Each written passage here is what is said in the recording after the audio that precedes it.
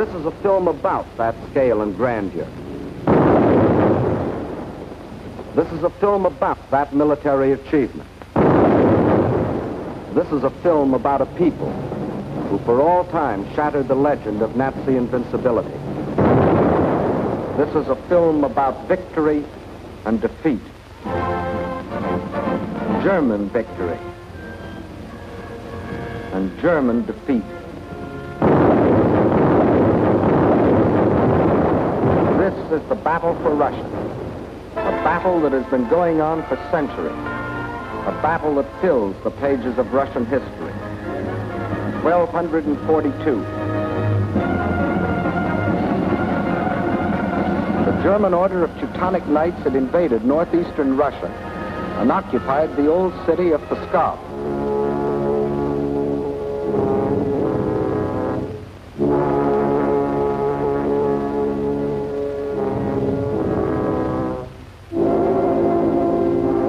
Under the leadership of their Grand Master, von Bock, they threatened to enslave the whole population of that area, including the capital, Novgorod.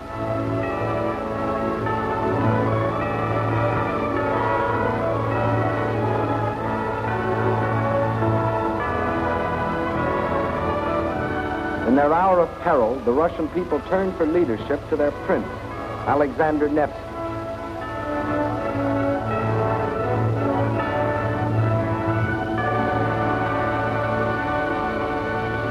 And on April the 5th, 1242, on Lake Peipus, the Russians met the might of the German forces.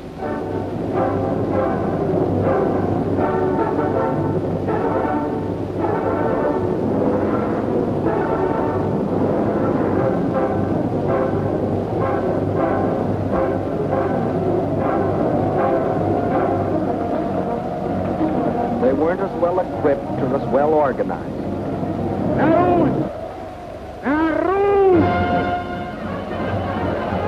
But in their hearts was a flaming courage, a flame so fierce that it pierced the German army.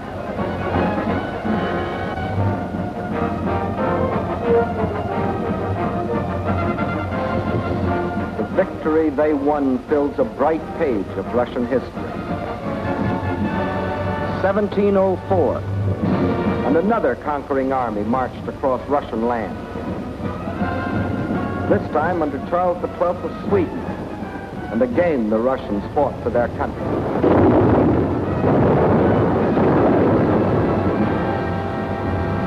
Led by their emperor, Peter the Great, after 5 long years of war, they defeated the Swedes in the historic Battle of Poltava.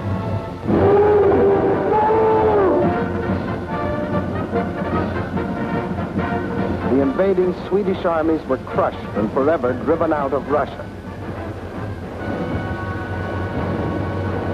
1812.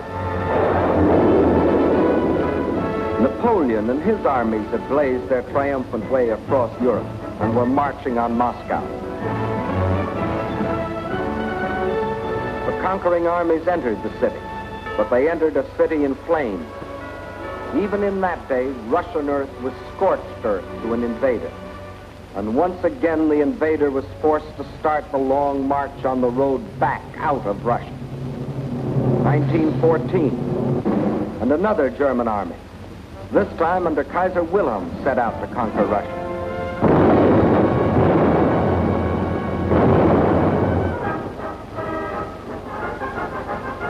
This time, the Russian people, under the regime of the Tsar, were not only fighting German guns,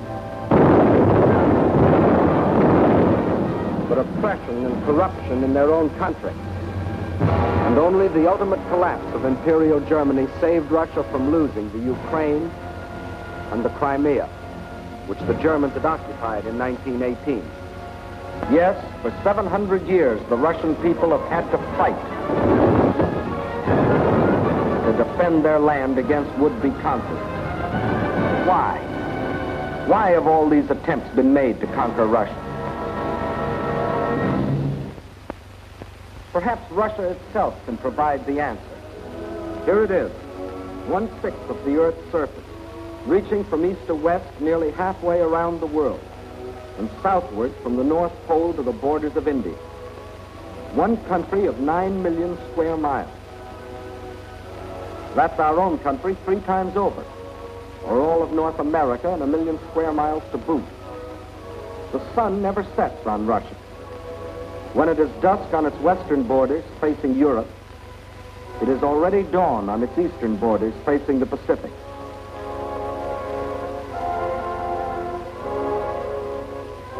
That's Russia, or to be correct, the Union of Soviet Socialist Republics.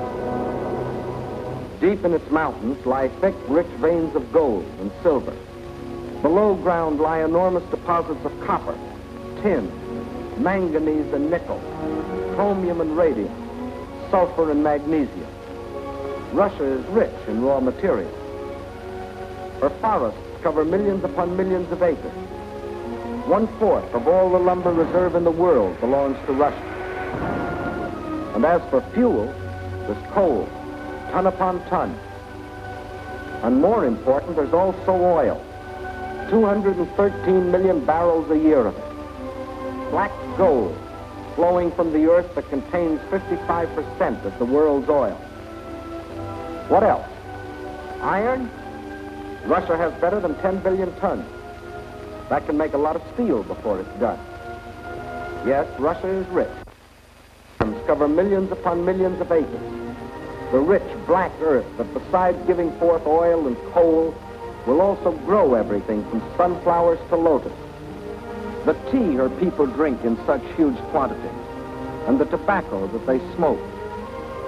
Cotton grows here too, 3,800,000 bales a year. And sugar. And on the pasture land, the animals grow fat for food and wool for clothing. While on the warm plains, the fields of grain stretch as far as the eye can reach. Corn, oats, hops, rye, and don't forget wheat, 1/3 of the world's best. Yes, Russia is very rich, for it has not only raw materials and the products of its soil. Russia is also people.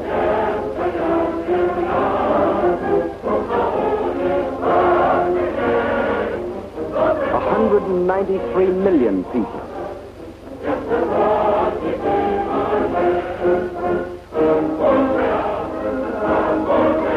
People of every race, color, and creed. People coming from the many different republics that comprise the Soviet Union. People speaking more than 100 different languages, but all citizens of one country.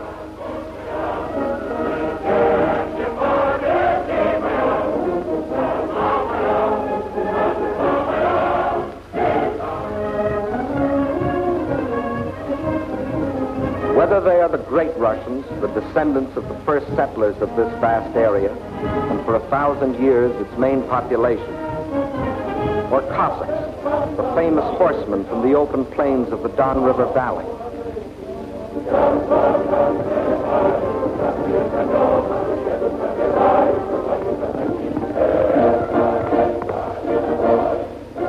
Whether they come from the southwest, the Ukraine,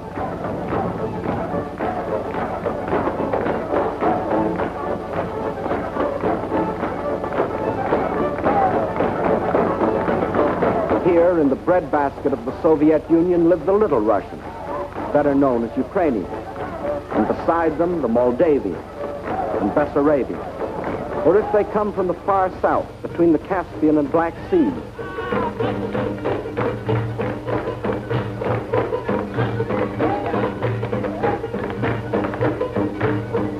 where we find the Armenians and the Georgians, the Ingush, the Cherkasses, rugged as the high peaks of their native Caucasian mountains.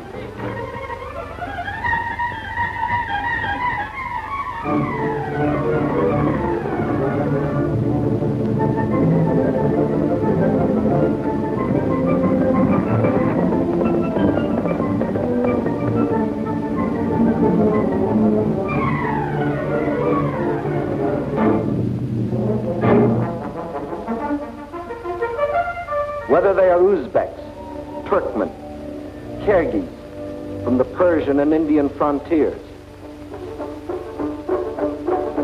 or Mongols,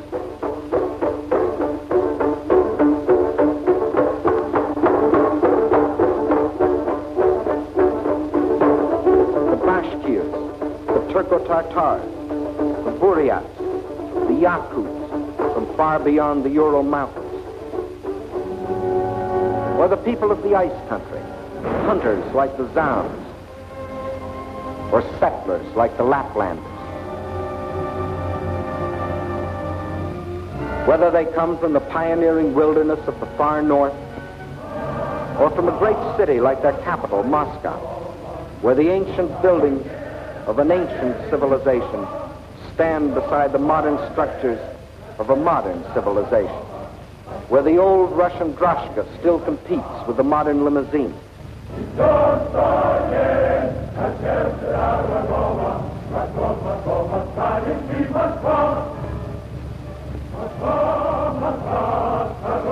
Whether they work in factories or as soldiers, whether they are bricklayers or traffic cops, sailors or riveters, school children or farmers, nurses or engineers, window washers or sales girls, housewives or postal clerks, radio announcers or stewardesses, scientists or typists, musicians or ballerinas.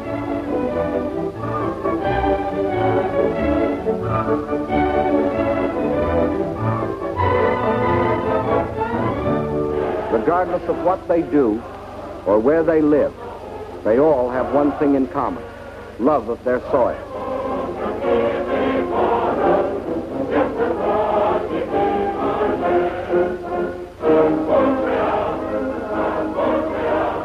That is Russia. Size, the largest country in the world. Raw materials, unlimited. Manpower, 193 million. These are the three reasons why every conqueror in history has wanted Russia. And these are the reasons why the modern would-be conqueror wrote, "When we speak of new territory, we must think of Russia. Destiny itself points the way there." Yes, as we have seen, Germany's spirit of aggression was handed down from generation to generation. And now, in Hitler's Germany, the dream was world conquest. To such a dream, there could be only one answer: collective security. So, with this objective, in 1934, the Soviet Union joined the League of Nations. Again and again before the League, its representatives urged binding agreements to support by collective action any nation submitted to attack. The states I represent entered the League with the sole purpose of the maintenance of indivisible peace. The League of Nations is still strong enough by its collective actions to avert or arrest aggression. There is no room for bargaining or compromise. But while some members of the League were pleading vainly for the use of collective force to stop aggression, the world saw other members, Germany, Italy, Japan, withdraw from the League to follow the path of aggression. Manchuria, Ethiopia, then Hitler invaded Austria, Czechoslovakia, and in 1939, Poland, first step on the road to Russia. But his eastward march was interrupted by France and Britain declaring war.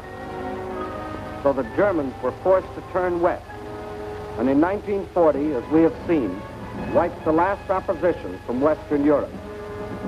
And while the Nazis were unsuccessfully trying to beat Britain to her knees, the German generals were already planning to resume the interrupted Eastern Blitz. The road to Russia was now open.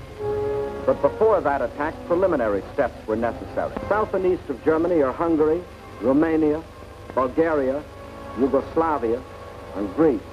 And Hungary had grain, rich fields of it. Grain too good for Hungarians when German soldiers have such good appetites. Hungary had bauxite. Bauxite makes aluminum, and aluminum makes planes. And Hungary had an army. Not the battle-trained German army, but good enough to throw against Russian guns. Romania had not only grain, but oil. And Hitler needed every last drop of it to power his war machine.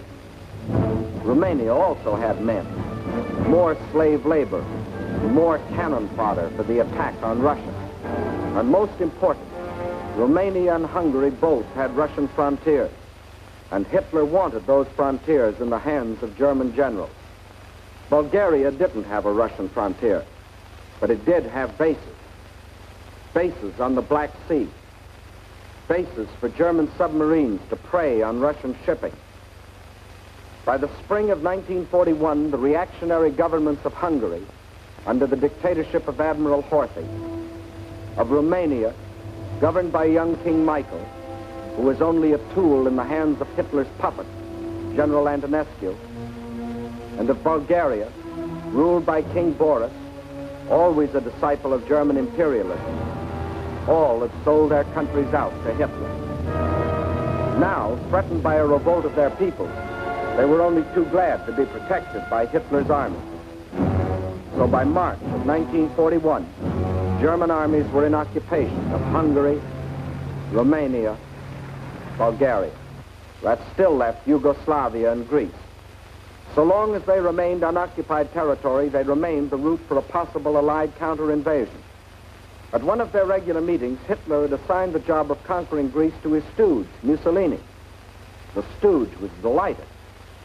Here was his chance to prove to his people that he too was a conqueror. But he was wrong. Perhaps the uniforms fooled him. Something did. For after the fascist legions had blitzed on one cylinder this far into Greece, the Greeks, in a brilliantly conducted mountain campaign, drove the Italians back and invaded Albania.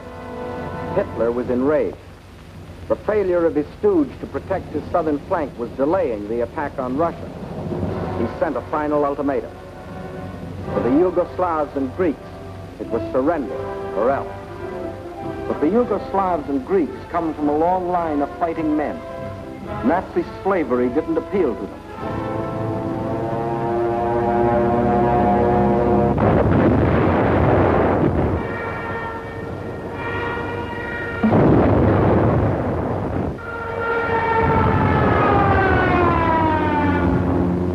At dawn, on April 6th, German bombs told the Yugoslavians they were at war with Germany.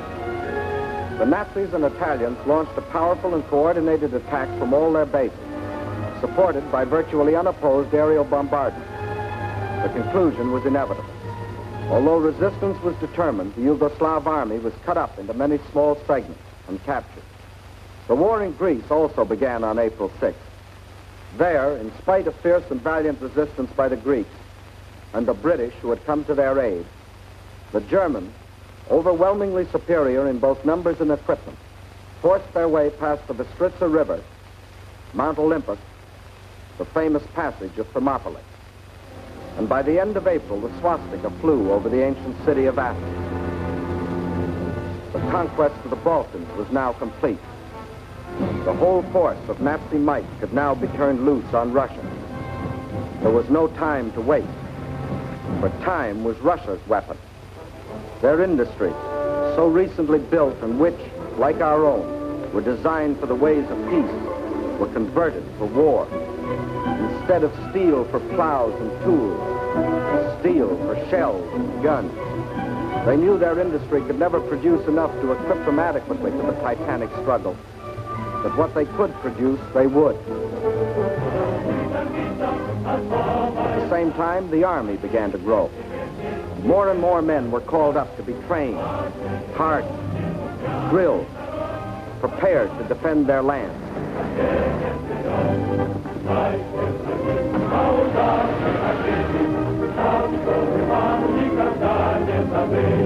With the conquest of the Balkans, the Nazis had a solid front from the Black Sea to the Baltic, but the Russians had built themselves a buffer to take some of the steam out of the Nazi punch, no matter where it landed. But where would it land? When the blow came, it was from 5 different directions, and from the north, 1 extra, just for luck. That was the big day. As dawn broke, nearly 200 Axis divisions, more than 2 million men, plunged into a front 2,000 miles long, reaching from the White Sea to the Black. Their aim, the annihilation of the Red Army in a decisive battle on the frontier.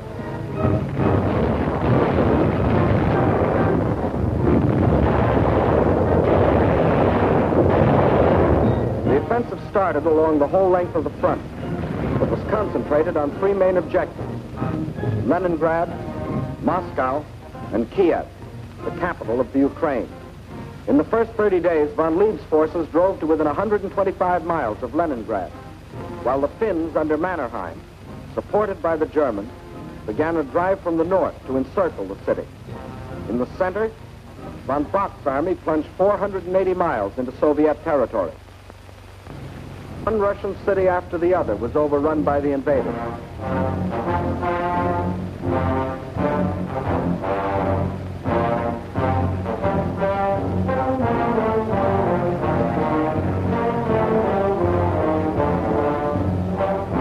And on July 17th, they captured the first main objective, Smolensk, regarded as the key to Moscow. Simultaneously, in the south, von Rundstedt's forces cut deep into the Ukraine. This was blitzkrieg at its best. The world gave Russia another 6 weeks, and the Germans issued a communique. The issue in the east has already been settled. Smolensk is the last halt on the road to Moscow. But then a strange thing happened. For the first time since the mighty German army started its career of blitz, smashing into submission one European country after the other, that same German army came up against a country that did not submit.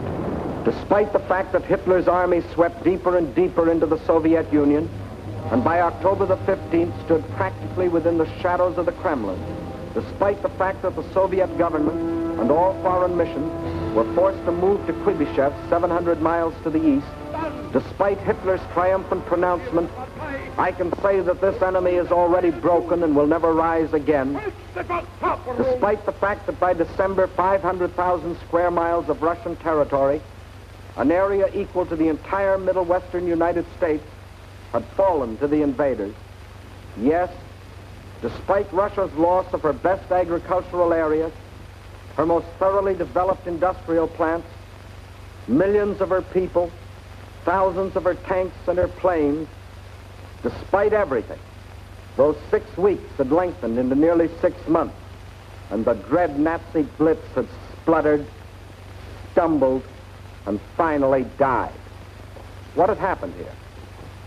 Let's try to analyze it. First, in this titanic struggle, not only two armies, but two fighting methods and two strategies came face to face. The German strategy was based on the well-tried Keil and Kessel, or wedge and trap maneuver. One wedge would be driven deep into the enemy territory to hook up with another spearhead driven through to meet it. In the trap thus formed, the victim would be pocketed for annihilation. The German plan in every campaign was to seek a decisive battle at the moment of invasion. A single blow must destroy the enemy without regard for losses. A gigantic, all-destroying blow. Remember the campaigns you have already seen in these films. Poland. The Poles concentrated on their borders. The Blitz broke through. 18 days finished Poland. France. The Allied strength on the borders. The breakthrough at Sedan. And the issue of France was settled. The Balkans. The Yugoslavians rushed to the border. The breakthrough came, and in 12 days, Yugoslavia was gone. The Germans planned the same blitz against the Russians. But the Russians had developed their own strategy, one to take full advantage of the vast area of their land. The Russian strategy was a defense in depth, line after line, far back into the interior. And when the Nazi wedge struck, the first line would bend with it until it became part of the second. Again, the wedge would strike. Again, a segment would be lost. But again, the line would bend until it became part of the third. So the deeper the Germans plowed into Russian soil, the stronger their opposition, until finally they faced an unshatterable wall and were robbed of their chance to hit that all-destroying blow they had counted on. The result? The Germans conquered land and lost the campaign. But the Russian tactics kept the main bulk of their armies intact and made a long war inevitable instead of that quick decision the Germans sought. And the Russians had other tactics that threw the Germans for a loss. Germany had developed blitz warfare, mechanized warfare, armies on wheels, juggernauts to crush everything before them. But the Russians found a way to drag them out of their traveling fortresses. They used their cities as strongholds and made the blitz come to them down alleys.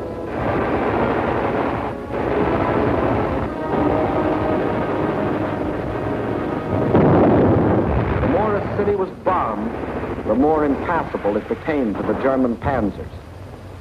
They made the names of these Russian cities as familiar to us as the names of towns in the next county. Rostov, Kharkov, Kiev, Kursk, Smolensk. City after city standing in the path of the Nazi blitz. The Red Army had found a way to make their cities of great strategic importance. Odessa, scene of an heroic siege of more than 2 months, held up the whole Nazi thrust into the Crimea. Sevastopol, which resisted every attempt of the Germans to break through. Here, for 8.5 long months, the Russians fought for the town, inch by inch, barring the Germans from the great Black Sea naval base located there. And finally, when the Germans entered the town, each district was defended street by street. Each street house by house.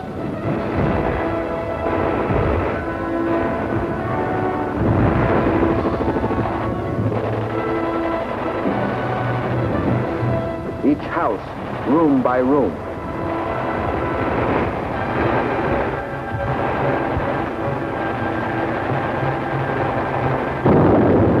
The Russians knew their cities would be demolished, but their objective was not to save cities, but to destroy Germans. A high price to pay for a copy of Mein Kampf. So the Germans were forced out of their armored shells to fight and to die in the hand-to-hand combat they thought they had abolished. There was another item the Germans had overlooked. They overlooked people.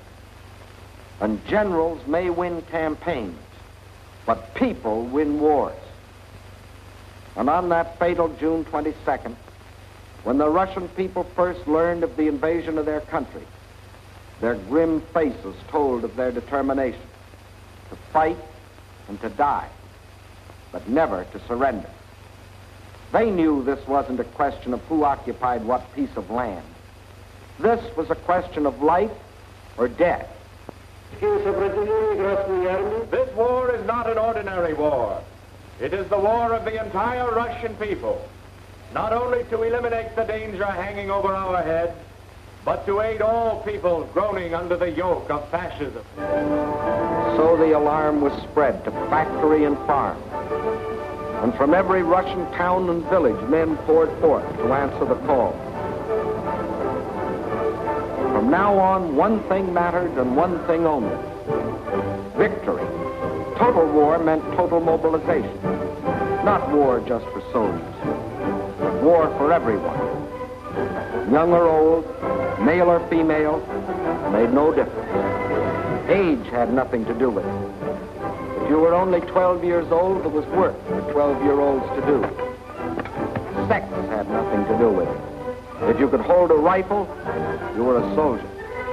If you could turn a lathe, you were a soldier. If you could harvest the fields, you were a soldier. If you could handle a locomotive or pilot a ship or guide a tractor, you were still a soldier. For everything you did was part of that total war. Nothing that the enemy could use was left behind. Not a yard of wire or a pound of iron. Not an acre of wheat or a head of cattle. And the old men stood watch over the fields, ready to give the word to burn at the first sight of the enemy. Scorched earth. What can't be withdrawn must be destroyed. That meant the factories, the plants, the oil depots. Flames claimed them all. The giant dam at Dnipro, into which had been poured not only steel and concrete, but 5 long years of Russian toil and Russian sweat to yield the miracle of electricity to the farms and people of the Ukraine. Now, rather than let the power it generated fall to the enemy, they destroyed it. Scorched earth, the land they had lived on and worked on, their forests, their fields, their farms. They surrendered them to the flames, but not to the invaders. That was the scorched earth. And for action behind the German lines, a new army was formed. An army without uniforms, whose home was the forest, and whose front was the enemy's rear. A guerrilla army. A minimum of glory and a maximum of determination. Their achievements were seldom recorded. Look well at these faces.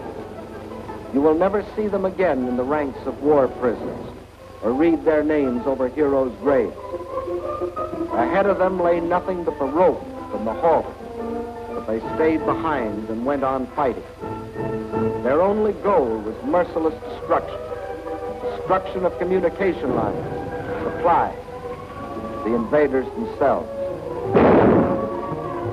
Their weapons were dynamite and the terror of surprise.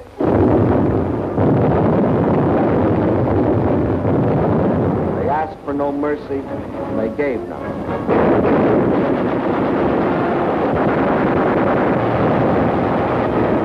This is the guerrilla army. This, the scorched earth. This, the Red Army. These, its leaders. These are the reasons why, although the Germans conquered land, 500,000 square miles of it, it was just land, barren land, scorched land. These are the reasons why, after 5.5 months of blitz warfare, after coming within sight of their goal, the Germans were stopped at the very gates of Moscow. These are the reasons why, although Hitler had sworn that before December the swastika would fly from the Kremlin towers, December had come, but it wasn't the swastika that flew over the Russian capital. And it wasn't the Nazi conquerors who marched through the streets of the ancient city, but fresh reserves of the Red Army,